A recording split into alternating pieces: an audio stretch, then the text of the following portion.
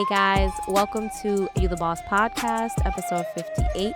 I'm your host, Pam.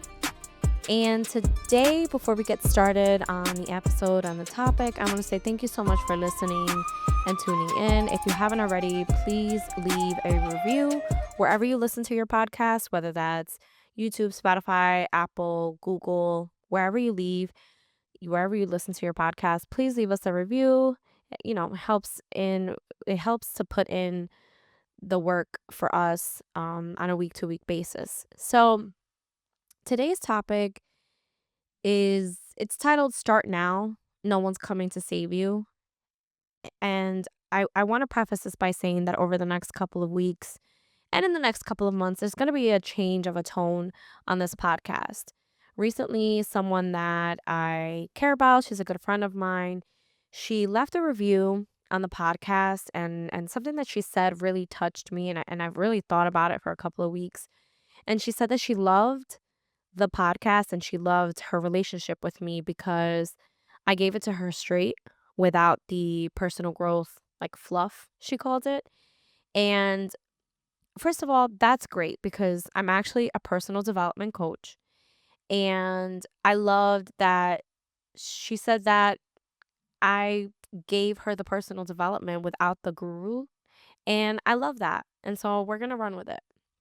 So start now. No one's coming to save you. I do want to preface this by saying that this came from a post that Gary Vee posted. And typically, I don't curse on this podcast. I don't curse in a lot of my speaking. It's just not because I don't curse, because I do. It's just I don't always feel that I need to curse to get the point across. But in some of the things that we're going to be changing, I do want to let you know that there's going to be some words here and there. So I promise you that if there is any kind of cursing and you listen to this around your kids, I'll do my best to put it in the forefront and and let you know beforehand. But honestly, like, I'm not going to turn into every other word being the F-bomb. So don't worry about that. But Gary Vee posted something where he said, no one's coming to fucking save you, something like that. And I loved it. And as soon as I saw the post, I was like, I need to write an episode on this. I want to express this. And like, I wrote my notes down and like all those different things. So if you haven't already started doing what you want in your life, this is the only time that I will say that you're wasting time. No one's coming to do it for you. If you've been looking for a wake-up call, you've been looking for a sign from the universe, a sign from anyone, this is it. Everything that you've been avoiding doing, this is your wake-up call. I'm not going to let you get away with the excuses. I'm not going to only tell you that you need to start now. Like, no, as always at the end of the episode, there's going to be some pointers, there's going to be direction for you, but there is going to be a harsh reality. No one is going to hand you your dream. I hate to tell you, it doesn't matter how good the economy is or isn't, who the president is, none of that is going to happen. No one's going to hand you your dream. You're going to have to work for it. You will not become an instant person online. Like the influencers tell you themselves, they worked and worked and worked, and they had to post and post and post, and they had to do all the different things that they needed to do to put themselves out there to release their dream. And I have to say that one of the things that has occurred to me with a personal experience, I guess you could say, is that I waited too long to start this podcast. I have had so much good material. I've been cleaning up some different journals and stuff, and I'm like, man, I had a podcast running for me like 5 or 6 years ago. And I did. You know what? Like, even still 5 years ago, I was still sitting during the middle of the pandemic, sitting on the fact that I wanted to start a podcast and I hadn't yet. And I probably should have started it before that, but definitely 5 years ago when everything was going on, it started going on when it came to the pandemic. And I want you to understand that perfect timing is a fantasy. It's not real. You might find more realness in an anime episode or a video game than you will in the phrase that there is perfect timing. Perfect timing is actually a fantasy because There's no perfect time for anything. You're never 100% ready. And just right out the gate, I know that there's always something going on where it says, you don't understand. I don't have the time. I don't, I'm afraid. A lot of time people don't say that they're afraid. They just say things like, I don't want people looking at me, or I don't want my friends thinking, what is she doing? Or, that's typically how the fears come out, but it's a fear of judgment. Like, it is what it is. And the other one is money. Now, when I'm speaking to you from the year of 2025, where I'm aware of all the things happening in the world, I'm not ignorant. I understand that we all have responsibilities, and sometimes it's between making a car payment or buying groceries. So I understand that ultimately we need to pick and choose our responsibilities here. So I'm not telling you to not make those payments, and I'm not telling you to, you know, blow your money. Basically, that's not what I'm telling you. I am telling you, though, that you have to make an investment somewhere. So whether that's with your time to start and getting creative and bringing in more money for a short period of time, not forever, to put yourself in a position where you start to make things happen for yourself, then so be it. It's bullshit to say that we are waiting because of that fear of failure and that fear of judgment. Ultimately, no one knows what they're doing. Congratulations. No one knows what they're doing. And transparently, that's the best part, that no one knows what they're doing. Because no one knows what they're doing, it's not like you're going to look like a fool, because no one knows what they're doing. So if anyone is judging you, I promise you that anyone that is judging you isn't doing anything.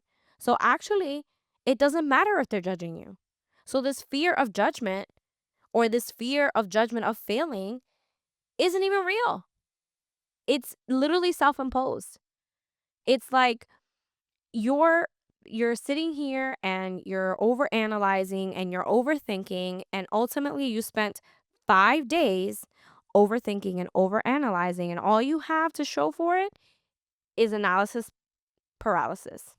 You sat there and you looked it over, you looked it over, you looked it over, and you didn't do anything with it.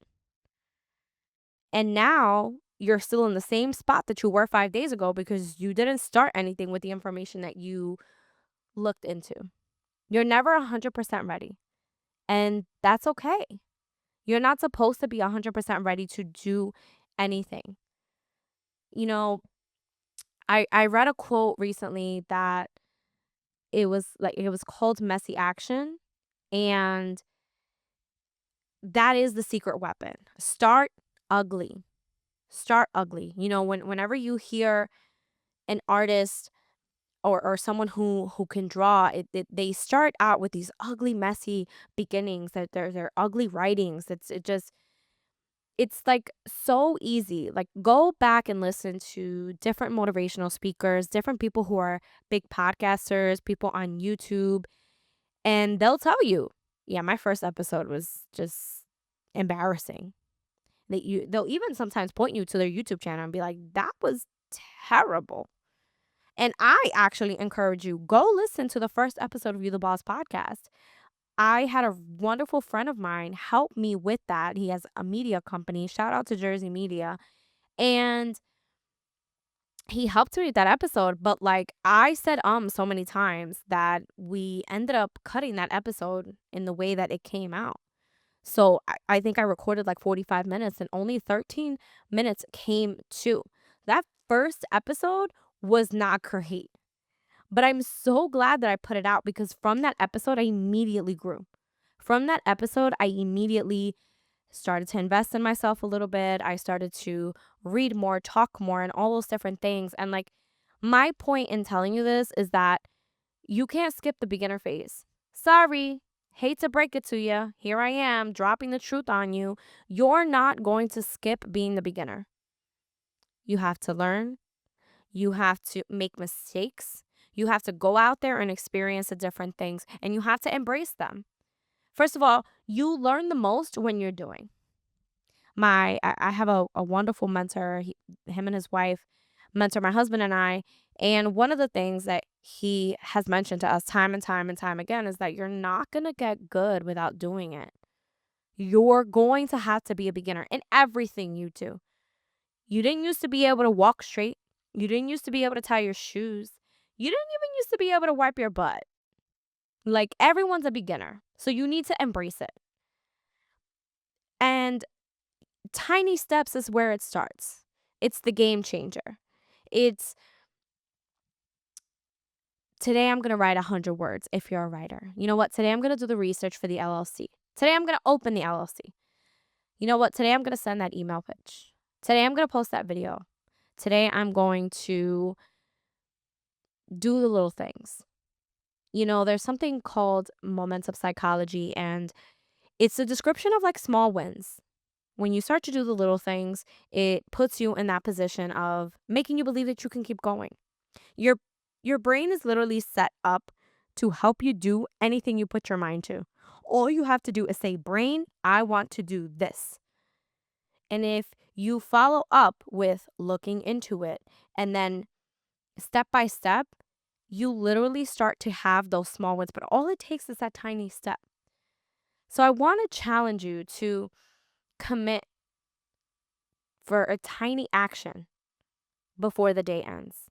You're not going to have a quantum leap between tonight and tomorrow, but you are able to take one tiny action a day. I want you to take ownership. I want you to own up. I want you to boss up. And as a boss, you need to stop blaming your external circumstances. I want us to remember that the way that we make change in this world is not by sitting at home watching the news. It's by going out and doing the different things that are, again, happening in the world, where people organize and they protest and they boycott and they put their money where their mouth is and they spend their money in the right places. I'm not telling you what to do. I'm just saying that you can't keep blaming the outside world. Instagram, TikTok, Facebook, all of the social media avenues, they're going to continue to keep you glued to your phone. The point is for you to take the information and go out there in the world and do something with it. So stop blaming the external circumstances why you haven't started on that idea, why you haven't started your LLC, why you haven't started doing, because at the end of the day, no, time doesn't come back. Money does, the experience of others does. So you need to take ownership. You need to, for lack of a better word, boss up. You have to remember that your life is yours to build or yours to ignore. You choose. So I want to give you guys, as always, 5 things that you can start doing today. 5 things to get you started on this journey for yourself, whatever that is. Whether it's you want to write a book, you want to write a blog, you want to start a podcast, you have a business idea, write it down. Write the page down. Make it messy. You don't need to It doesn't need to be perfect. It doesn't need to be right. It just needs to be messy. There doesn't need to be structure. Just do it like a brain dump. Like, that's, I guess, a thing now, but it's just literally you're just writing things down. Write it down. Number 2, post something that you're scared to post. Yes, I know. Social media. La la la la la. Share the photo. Record the short video. Put it out there. Publish the article. Hit post without over editing or second guessing or who's going to see this? How many views am I going to get? Oh my gosh, oh my gosh, oh my gosh, oh my gosh. One of these great people that I follow, I've done an interview with her before. Her name is Morilla, and she is a wonderful strategist online, and I love her content, and I've interviewed with her before, and I just love what she's doing online. And she posts, how many times she posts things and like people don't get it or it doesn't hit their message, and like she still keeps posting and she still reaches people and she has a very big business. So just stop over analyzing it. Number 3, send a bold message. Email someone you admire or DM a potential client. Pitch yourself. Not a big draft, not something that you sent to someone to review for you, just like short, bold, and real. And if you're an introvert, I'm here to tell you that the world is made out of introverts who decided to do one bold thing. So just do it. Number 4, invest an hour into your dream. Create that power hour. Block 60 minutes to only do the thing for you every single day. No distractions. Set the timer, put all the focus, things on your phone, the do not disturbs on your computers and whatever else, and just do it. 60 minutes. Treat it like it's the most important meeting of your life, because it is. Number 5, say it out loud. Say, I'm doing this. Last week I talked about affirmations. Last week I talked about not being fake about your affirmations. So say it out loud. Look in the mirror and say, I'm doing this. Tell a friend. Say it on social media. Say it to yourself in the mirror. Speaking it weighs. Speaking it gives it its weight. It shifts it from you thinking about it to you doing it, especially if your brain hears it. Stop lying to yourself. Stop waiting. You're wasting your own potential. I say this saying so much that money comes back, time doesn't. You owe it to yourself to fail, to get up, to have the messy action, and to keep going. Because ultimately, you don't take physical things with you. All you take with you is whatever you leave behind in the world. Start a challenge with yourself. Before the day ends, start something, anything. Make you proud. The cost of not following your dreams is spending your life wishing that you had. You never hear anyone on their deathbed say, I wish I hadn't done these things. You never hear them say, I wish I never planned for that trip. I wish I never started that business. I wish I never met those people. You hear them say the things that they regret not doing. Build your life the way that you want it. And for you to do that, you have to start now, because no one else is coming to save you. Thank you for listening. Come back again next week for another episode of You the Boss podcast.